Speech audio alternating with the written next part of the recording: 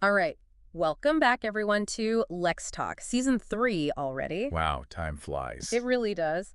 And can you believe it? We're already at episode 10 of this season's deep dive. Double digits. For those of you who've been with us on this journey this season, you know we've been exploring this really fascinating intersection of culture, communication, and language, especially how it all comes together right here in Thailand. It's such a rich and dynamic linguistic landscape, isn't it? Oh, it really is, which is why we love exploring it with all of you. And for everyone listening out there, whether you're an educator, a parent, or just someone who, like us, is completely fascinated by the English language. And how it's used in such diverse ways. Exactly. We have a particularly thought-provoking deep dive lined up for you today, something we think will resonate with everyone who uses language to connect with the world around them. It's a topic that goes beyond just knowing your vocabulary or mastering those sometimes tricky grammar rules. It's about understanding the real meaning behind the words, the unspoken rules of conversation that can sometimes make or break our communication. It's about reading between the lines and deciphering those hidden messages that are always present in our interactions. That's right. Today we're taking a deep dive into the fascinating world of pragmatics in real-life conversations. And trust me, once you start to grasp the concepts of pragmatics, you'll never look at a conversation the same way again. Because it truly unlocks a whole new level of understanding. But before we jump into this, we want to remind all of you to stay connected with LexTalk. Don't forget to follow us on all our platforms, our website, YouTube, Facebook, LinkedIn, SoundCloud, and Spotify. And you can find us easily on all of those by searching for @LexTalk Podcast. We love hearing from you and seeing all the great discussions happening online. So with that said, are you ready to dive into pragmatics? I am. Let's do it. All right, let's talk, let's learn, let's LexTalk. Now, to kick things off, what exactly is pragmatics? Well, in simple terms, pragmatics is the study of how context influences the meaning of what we say. It's not just about the literal words themselves, but what we truly mean by those words and how you, as the listener, ultimately understand them. Okay, so it's about going beyond the dictionary definition. Exactly. Think of it as the difference between what we say and what we actually mean. So the words are just the tip of the iceberg, and pragmatics is all about exploring what's hidden beneath the surface. A perfect analogy. Pragmatics delves into things like implied meaning, our tone of voice, the specific situation we're in, and even the relationship we have with the person we're talking to.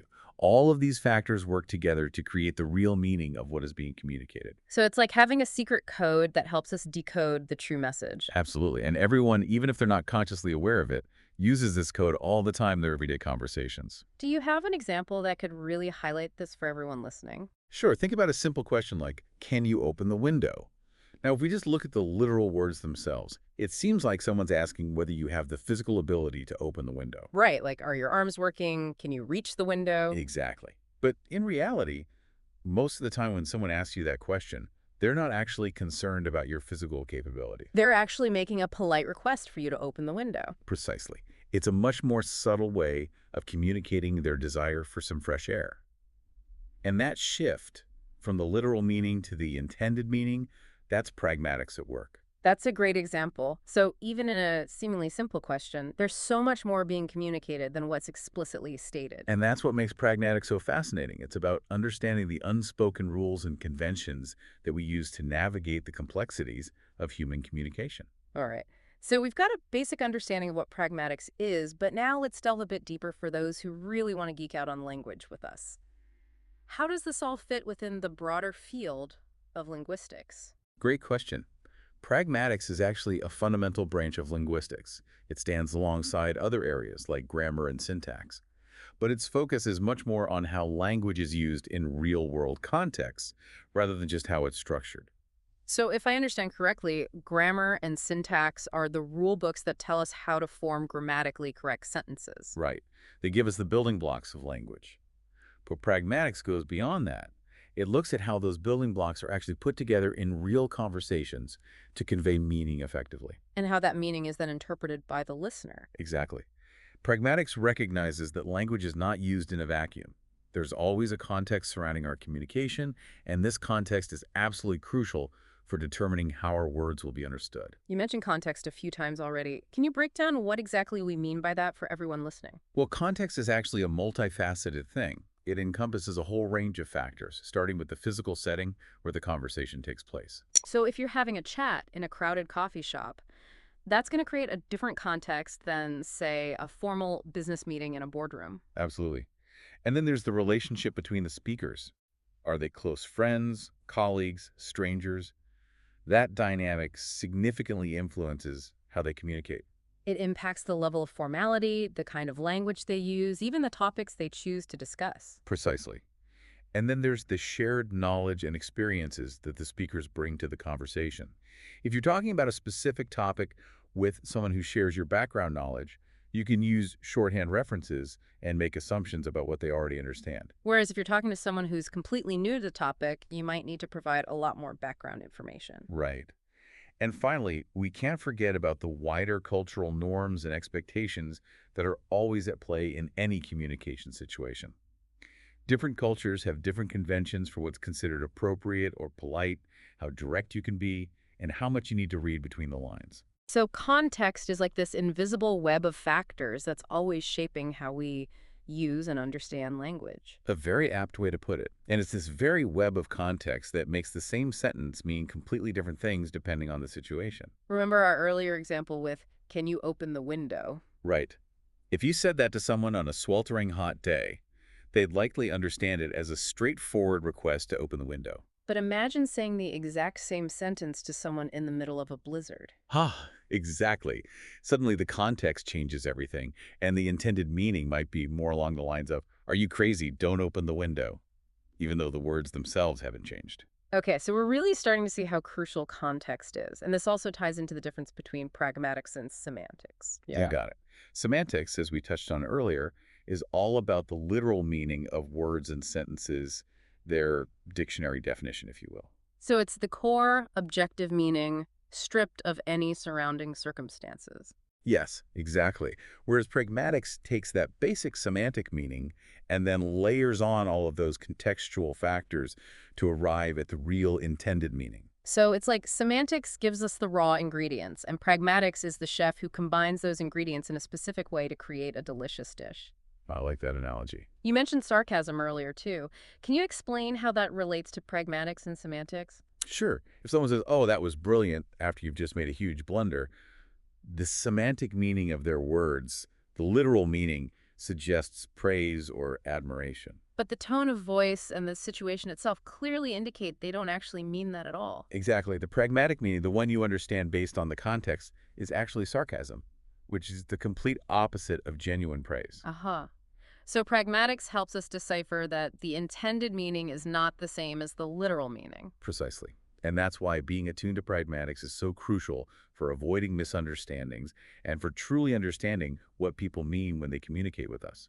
All right, so now that we have a solid grasp of what pragmatics is all about, let's explore some of the key concepts that are central to this field. What are some of the things that language enthusiasts and educators out there should really know about? One of the most fundamental concepts in pragmatics is the idea of speech acts. Speech acts. That sounds intriguing. What exactly does that mean? Well, it's the idea that when we speak, we're not just making sounds or uttering words, we're actually performing actions with those words. Our language has a very real power to do things in the world. Okay, can you give me an example to help me understand this? Absolutely. Think about the act of making a promise.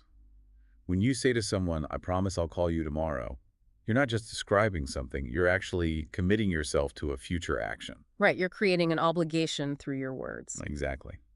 And that act of promising is what we call a speech act. It's an action that's performed through language. So are there other types of speech acts besides promises? Oh, absolutely.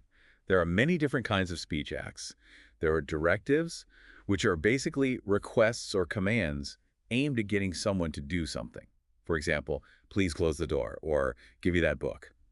So anything the speaker says with the intention of prompting someone else to take some kind of action. Precisely. And then we have assertions, which are statements that convey information or express a belief or opinion. For example, "The sky is blue," or "I think it's going to rain today."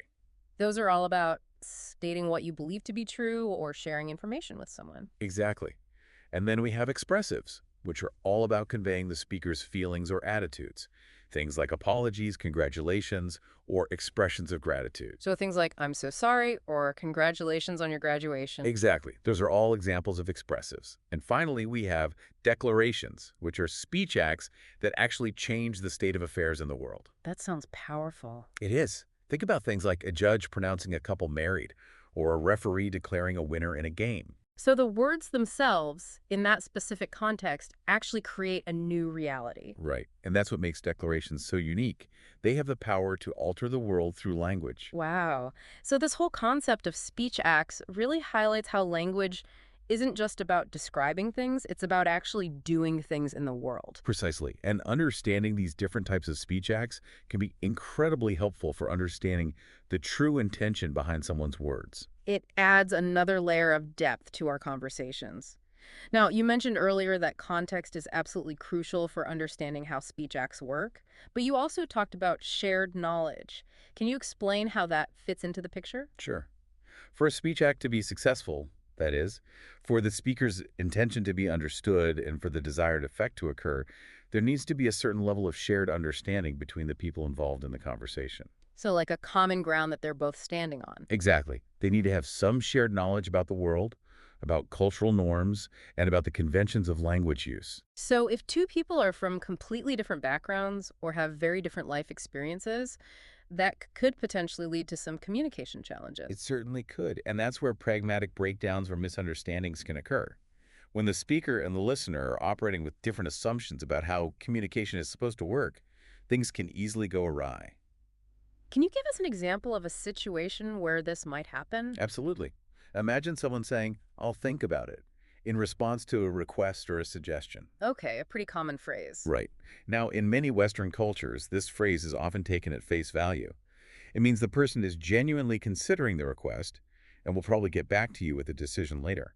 It leaves the door open for a possible yes. Exactly. But in some other cultures, particularly here in Thailand, that same phrase can often be a polite and indirect way of saying no. Ah, so it's a way of declining the request without being too direct and potentially causing offense. Precisely.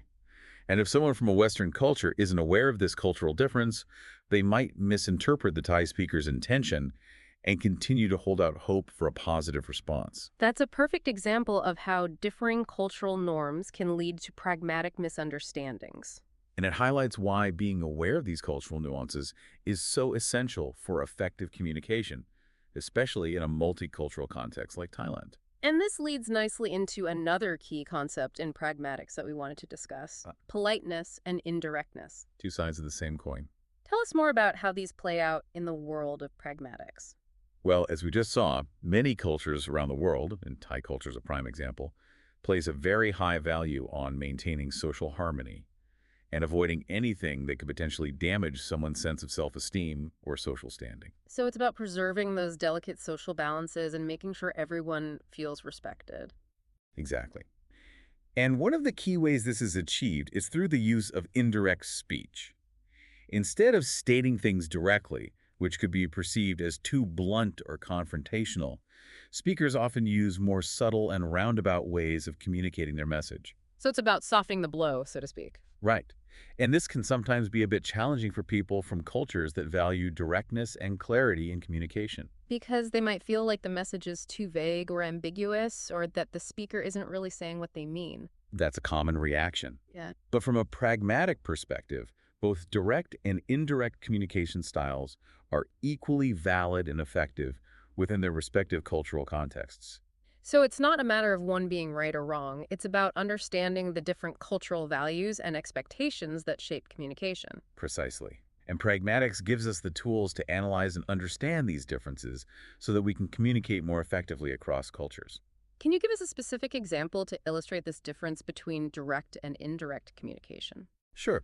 Let's imagine a situation where a student has submitted a piece of work that contains some significant errors. Okay, we've all been there. Right. Now, a teacher from a culture that values indirectness, like Thailand, might choose to phrase their feedback in a way that avoids directly criticizing the student or causing them to lose face. So instead of saying, this is wrong, they might say something like, Perhaps there are a few areas here that could be improved, or it might be beneficial to approach this task from a slightly different angle. Right, it's a much gentler and more nuanced way of conveying the same message. Exactly. And it preserves the student's sense of self-esteem while still providing valuable feedback. Now, I know we touched on the idea of face-threatening acts earlier, but can you remind everyone what that means? Sure. The concept of face-threatening acts, or FTAs for short, comes from politeness theory, which is a really interesting area of pragmatics. Essentially, FTAs are any actions, whether they're verbal or nonverbal, that could potentially threaten someone's face. And by face, we're talking about someone's sense of self-esteem or their social standing within a group. Exactly. We all have a desire to be liked, respected, and seen in a positive light. And anything that challenges that desire can be considered a face-threatening act. So things like criticism, disagreement, or even making a request that someone might not want to fulfill. Right. Those can all be potential FTAs. Right. And to mitigate these potential threats, we often use various politeness strategies in our communication, like using indirect language, offering apologies, or being overly respectful. So the teacher in our earlier example is essentially using indirect language as a politeness strategy to minimize the face-threatening act of criticizing the student's work. Precisely.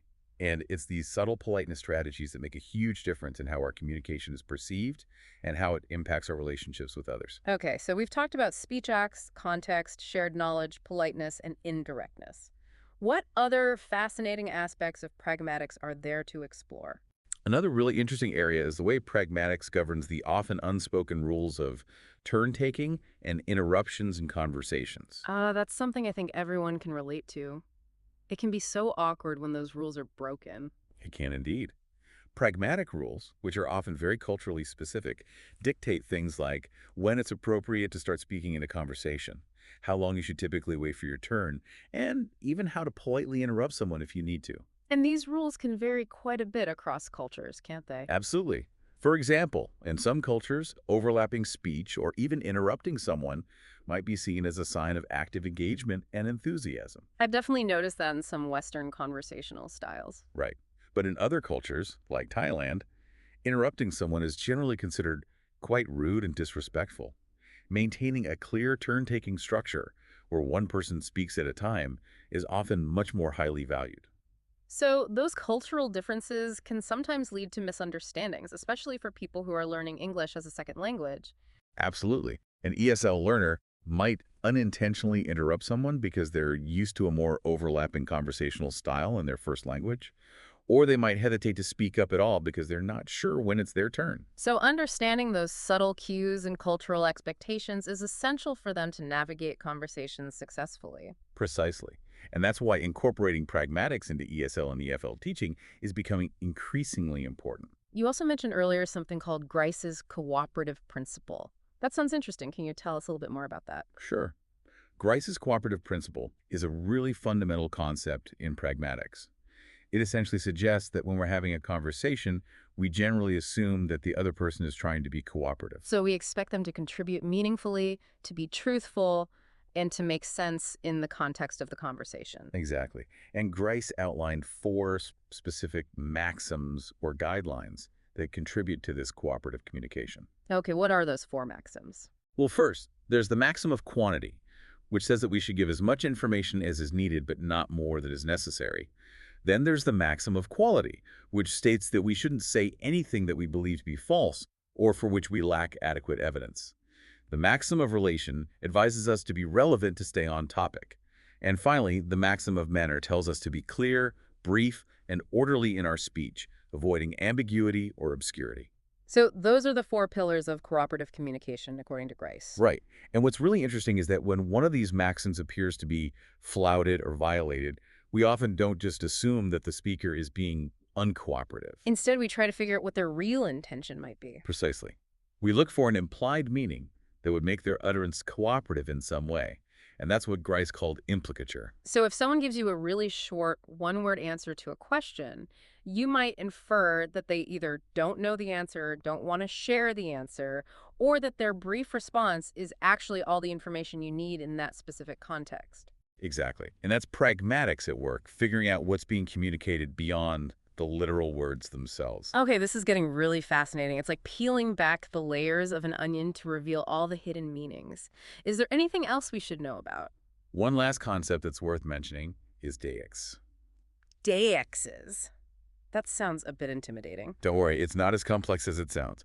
Deices basically refers to words in a language whose meaning depends entirely on the specific context in which they're used. Okay, like what kind of words? Things like personal pronouns I, you, he, she, they, demonstrative pronouns like this and that, and even temporal expressions like now, then, today, or tomorrow.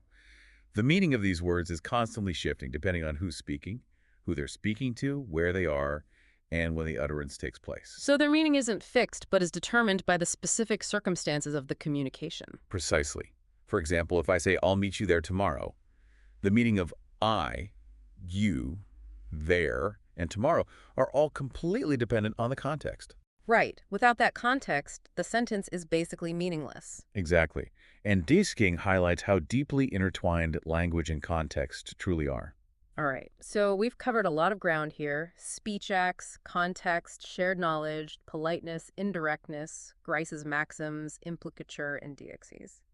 It's amazing to see how all of these concepts weave together to create the tapestry of meaning in our conversations. And I think this naturally leads us to the really important question of how all of this plays out in real-life situations, especially for those who are learning English as a second or foreign language. Right, because we know that many ESL learners, even those with excellent grammar and vocabulary, can still struggle to communicate effectively in real-life situations. Absolutely. And one of the main reasons for this is that traditional language teaching has often focused much more on grammar and vocabulary than on these crucial aspects of pragmatic competence. So learners might know how to construct a grammatically correct sentence, but they might not know how to use that sentence appropriately in a specific social context, or how to interpret the implied meaning behind someone else's word. Exactly. And this can lead to misunderstandings, frustration, and even social awkwardness.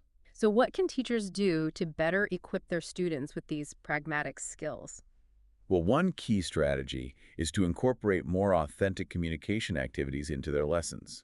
Things like analyzing real-life dialogues from movies or TV shows, engaging in role-playing activities where students can practice different pragmatic strategies, and explicitly discussing the cultural norms and expectations that shape communication in English-speaking contexts. So it's about moving beyond just rote learning of grammar rules and giving students a chance to see pragmatics in action and to practice using it themselves. Precisely. And for teachers working with Thai students, it's especially important to address those common areas where Thai and English communication styles might differ, like the use of indirectness and the ways of expressing disagreement that we talked about earlier. Right. Helping shy students understand how to navigate those differences is essential for them to become confident and successful communicators in English. Absolutely. And the good news is, research has consistently shown that language learners who receive explicit instruction in pragmatics do actually communicate more effectively and are better able to build strong intercultural relationships. That's a really encouraging finding. It really highlights the value of incorporating pragmatics into language teaching. And one final point to remember is the concept of pragmatic transfer, which we touched on briefly earlier. Right, that's the idea that our first language habits and expectations can sometimes influence how we use and interpret a second language, even on a pragmatic level. Exactly. And this can lead to some predictable errors, like overusing direct requests, misinterpreting indirect language, or simply not recognizing the subtle social cues that are present in English conversations. So being aware of this potential for pragmatic transfer can help both teachers and learners to anticipate and address these challenges. Precisely. It's all about becoming more attuned to the nuances of cross-cultural communication and developing a deeper understanding of how pragmatics shapes our interactions. Wow, this deep dive has been absolutely eye-opening. It's amazing to see how much more there is to language than just the words themselves. And how much more we can achieve when we become more aware of those unspoken rules and conventions that govern our communication. Absolutely. So, for everyone listening out there, have you ever had a conversation, maybe even in English, where you felt like you said one thing but were understood completely differently? Or have you noticed some of these pragmatic differences playing out in your own experiences with language and culture? We would love to hear your stories and insights. Please share your thoughts with us in the comments section, whether you're watching us on YouTube, listening on Spotify, or following us on any of our other platforms. We're always eager to hear from our amazing LexTalk community. And speaking of staying connected, don't forget to follow LexTalk on all our platforms. We're on YouTube, Facebook, LinkedIn, SoundCloud, and Spotify. And you can find us easily by searching for @LexTalk Podcast. We share lots of great content and insights about language and culture, so make sure you don't miss out. And as always, we encourage you to keep the conversation going. Let's talk, let's learn, let's Lex talk. Until next time. And one final thought to leave you with. As you go about your day, pay attention to those subtle cues in your conversations. Notice the unspoken rules, the cultural expectations, and the way context shapes the meaning of what's being said. It's amazing what you'll discover when you start to tune in to the fascinating world of pragmatics. And how much richer your communication will become. Absolutely.